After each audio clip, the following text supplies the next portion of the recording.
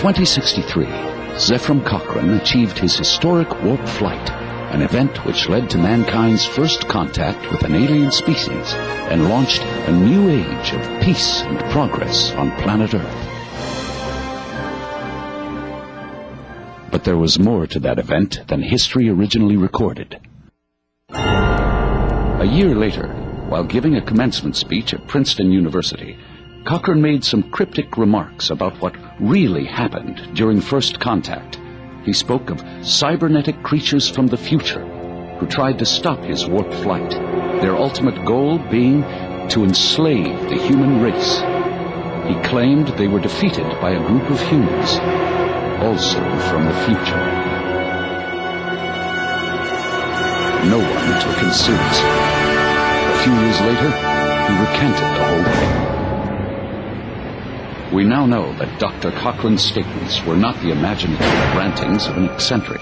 We now know that the cybernetic creatures he spoke of were quite real and were members of perhaps the most patently malevolent and relentless force in the galaxy, the Borg. In the words of Jean-Luc Picard,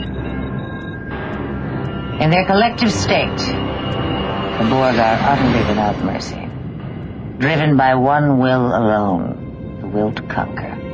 They are beyond redemption, beyond reason. And then there's Captain Amosov of the Endeavour. It is my opinion that the Borg are as close to pure evil as any race we've ever encountered. The Borg is the ultimate user. They're unlike any threat your Federation has ever faced. They're not interested in political conquest, wealth, or power as you know it. They're simply interested in your ship, its technology.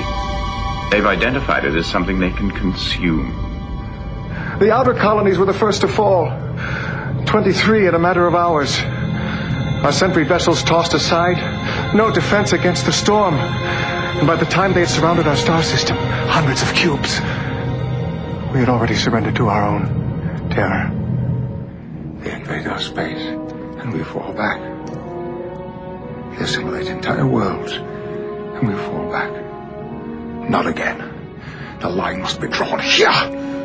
This far, no farther. And I will make them pay for what they've done. The Borg are a massive organization of beings abducted from other species, each genetically and cybernetically altered to serve the collective at large as drones.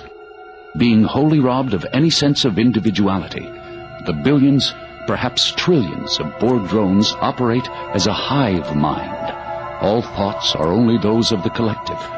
The society is analogous to an insect colony with a queen at the apex of the hierarchy. The Borg have spread their influence into all four quadrants of the Milky Way and beyond, into nearby galactic clusters and even trans-dimensional realms in their pursuit of new technologies and resources, often destroying entire civilizations in their wake. They apparently originated in the Delta Quadrant thousands of years ago, but exactly how the Borg came to be and why they started their imperialistic mission of assimilation and their quest for perfection is a complete mystery. We wish to improve ourselves. We will add your biological and technological distinctiveness to our own. Your culture will adapt to service ours. The Borg never create. They only assimilate. When a vessel or planet catches the Borg's attention, they will sweep it with their sensors, then transport drones over to investigate the technology up close. If they deem the vessel and its occupants worthy of assimilation, they will announce, "We are the Borg. You will be assimilated. Resistance is futile." They will then acquire the vessel by force and transform the occupants into drones, turning their bodies and minds entirely over to the collective and its purposes. Assimilation occurs in two basic steps. First, the individual is injected with nanoprobes, microscopic machines which attach themselves to the victim's blood cells and begin to immediately rewrite the victim's DNA. Second, cybernetic technology is implanted throughout the victim's body.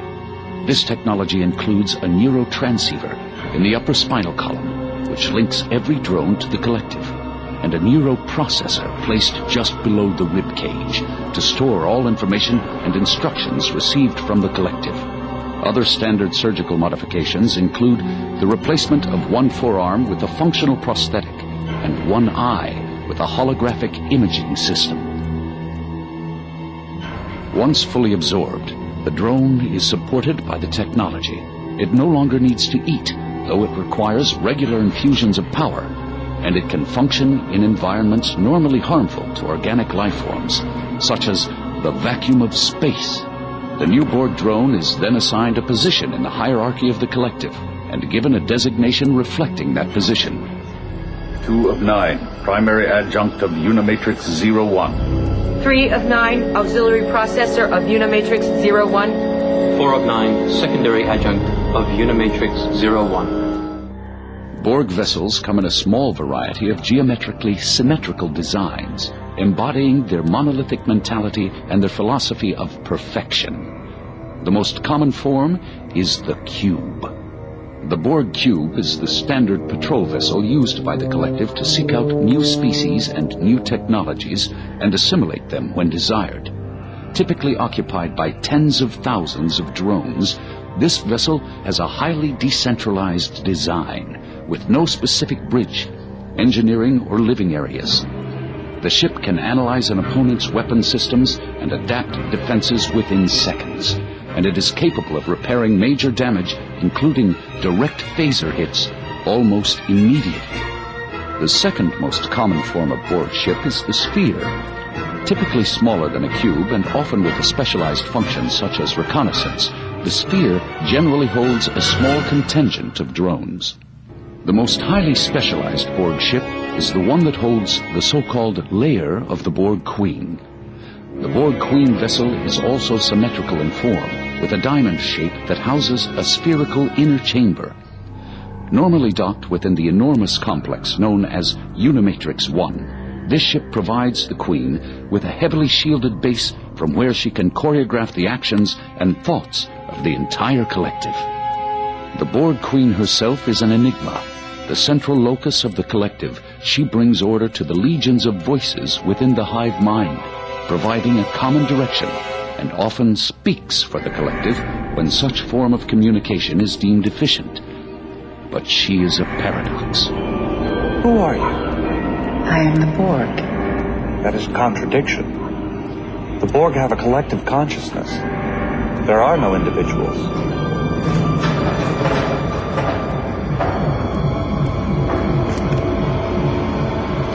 I am the beginning, the end, the one who is many.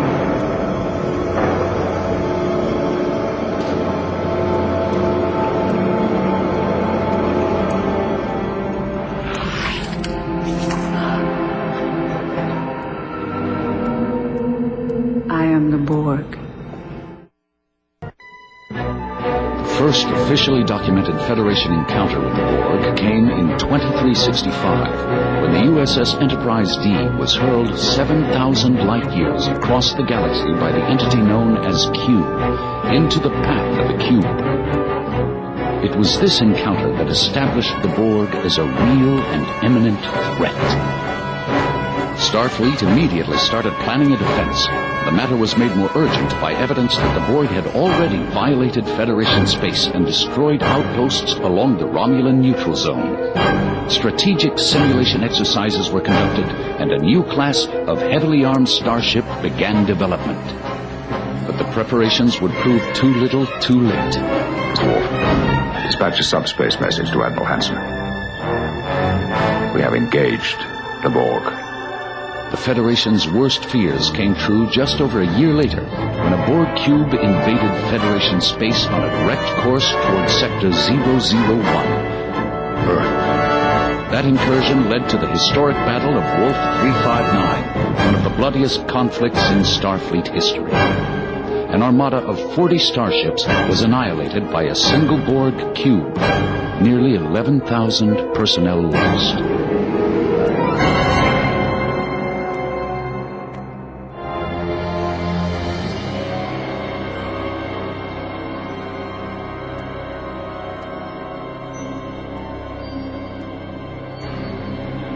catastrophe was a result largely of the assimilation of Captain Jean-Luc Picard.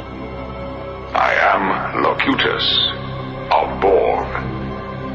Your life, as it has been, is over. From this time forward, you will service us. Fortunately, Picard's crew managed to recapture him and find a way to use his link to the Borg Collective to trigger a self-destruct command on the cube.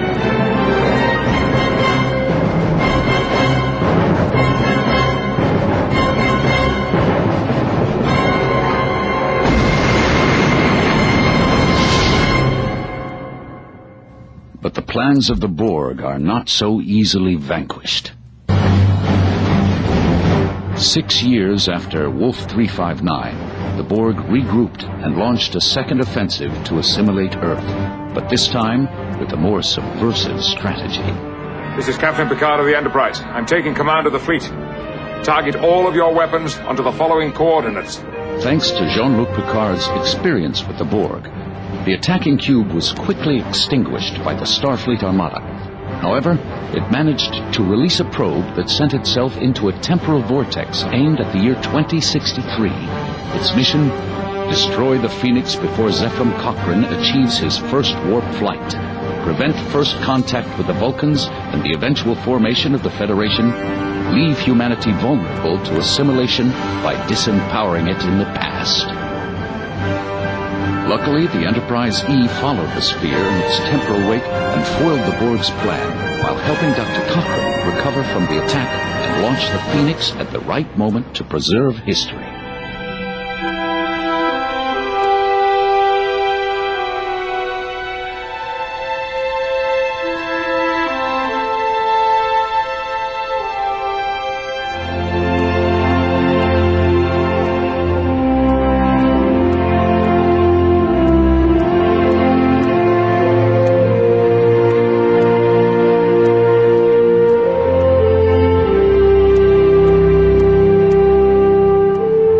Finally, centuries later, the odd statements made by Dr. Cochrane in 2064 were explained.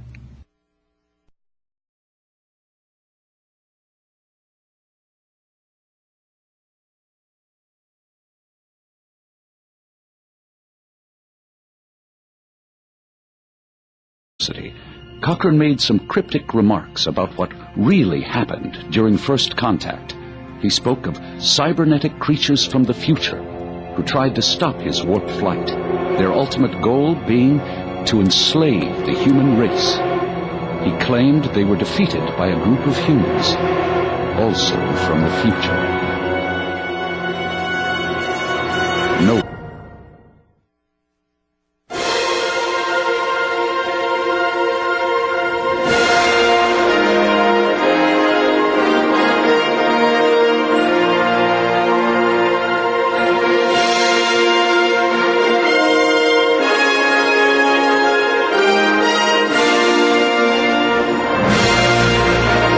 In 2063, Zephram Cochrane achieved his historic warp flight, an event which led to mankind's first contact with an alien species and launched a new age of peace and progress on planet Earth.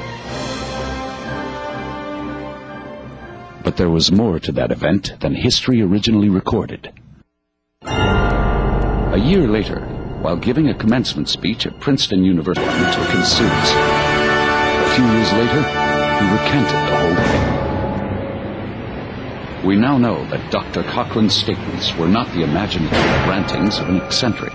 We now know that the cybernetic creatures he spoke of were quite real and were members of perhaps the most patently malevolent and relentless force in the galaxy, the